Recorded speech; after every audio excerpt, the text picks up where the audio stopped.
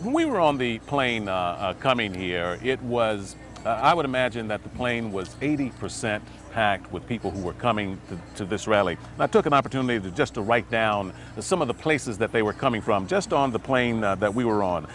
From St. Louis, Missouri, Dallas, Texas, Memphis, Tennessee, Chicago, Illinois, Houston, Texas, Norfolk, Virginia, Raleigh, North Carolina, Los Angeles, California, Silver Spring, Maryland, and on and on and on and on and on. I would still be writing because, again, I'm making the point that they have come here from all across the country to be in Jena, Louisiana. Those were the ones who flew.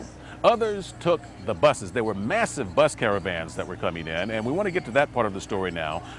My colleague, Jam Sardar, was with one of the contingencies that came out of the Philadelphia area, and Jam is joining me now to share what he saw from the people as they were boarding the buses to come where I am right now. Jam? Well, Art, the thousands of people crowding the tiny town of Jena, Louisiana, like you said, have come from all over the country by plane, by car, and by bus to show their support. And there are thousands more who couldn't make the trip. They're finding other ways to make their voices heard. Here's a look at the lengths some people will go to back the Jena 6. All right, see y'all later. Bye-bye. They've come from all over, from New York and New Jersey, Pennsylvania, Delaware, and D.C. Meeting in the middle of the night, in the middle of Philadelphia, their path lit only by streetlights and headlights, a path that leads to Jena, Louisiana. They've packed their snacks and signs, now they're ready to make a difference. Their goal is easy to read as their t-shirts, equal justice for all. The fact of the matter is, as far as the Constitution is concerned, every law is supposed to be for everyone, you know, in America. This is happening in America. The laws are not the same for certain people. The sentencing was so unfair. It was one-sided. You have one side that was sentenced to suspension. They were given suspension. Then the other side they were facing criminal charges. I'm a retired cop, and justice should be equal across the board. Bannon Brown will skip 3 days of school with the blessing of his teachers because his uncle says the teen will learn a lesson it's hard to teach in the confines of a class. I want to make sure that he knows that justice can and will prevail, and all we have to do is be right-minded in our thinking and peaceful in our hearts, and God will prevail. But the Philadelphia teen says this trip is about teaching, too. I'm going because it's a pretty bad situation down there. It's a countrywide atrocity, and people act like they don't know what's going on, but it's rather eye-opening for those who claim that this kind of stuff isn't happening. Brown is one of some 90 people boarding a bus from Philadelphia to Louisiana, but the grassroots effort has got people gearing up across America.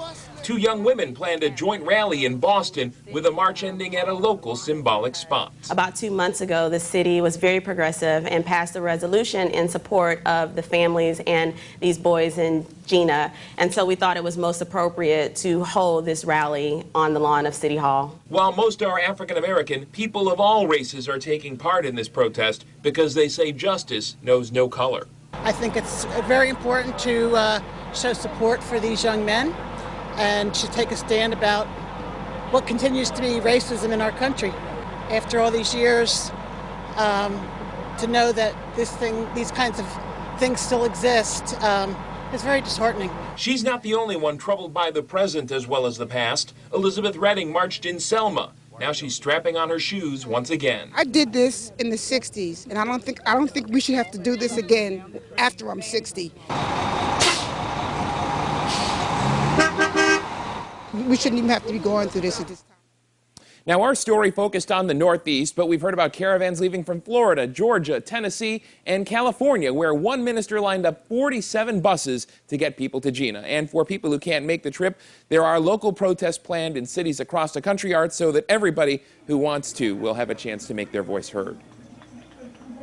Jam, this is a huge movement. I said that at the onset. It is more than just a rally in Jena, Louisiana, and you very well pointed out that this is a movement that is taking place all across the country. I wish you could be here, Jam, to see all of those buses as they were rolling in. We showed some of the cars that were coming in this morning. Keep in mind, we're on Central Time here, and so people started arriving in Jena, you know, in the pre-dawn hours, but you could just see the sea of headlights headlights as they were coming down, and the buses are pretty hard to miss as they were coming in. But I'm interested, Jam, in your opinion, being out there and speaking with those people.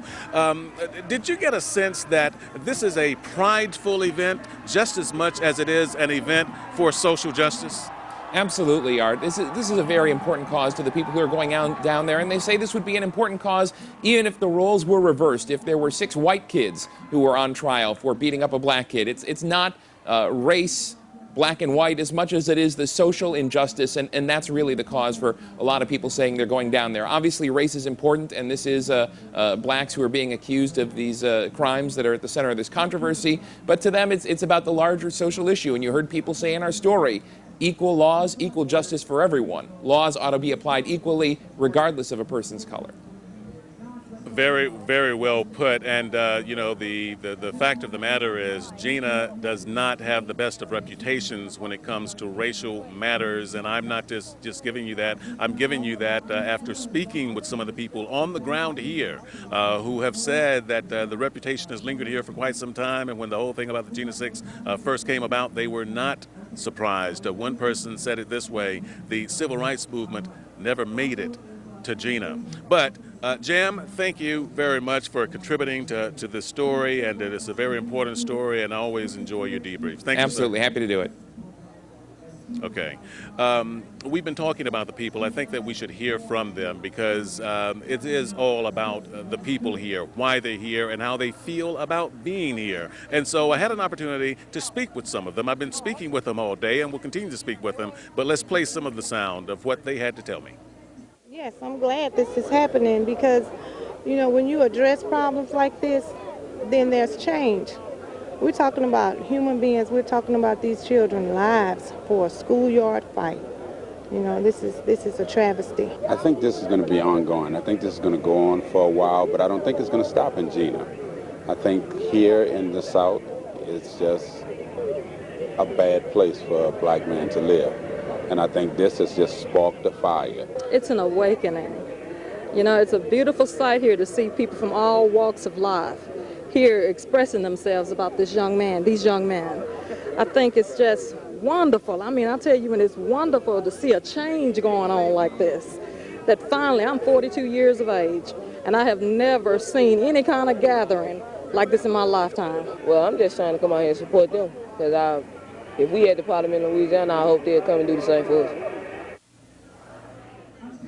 I thought it was important to talk to that last young man there because the Jena 6 are all young men, and there are a lot of young people here. Well, there are young people and elderly people and everything in between. But I'm here now with Bradley Williams. Yes. And Bradley is from Lafayette, Louisiana. How old are you, Bradley? I'm 14. 14 years old. And you are here in support of the Jena 6. How closely have you been following this story?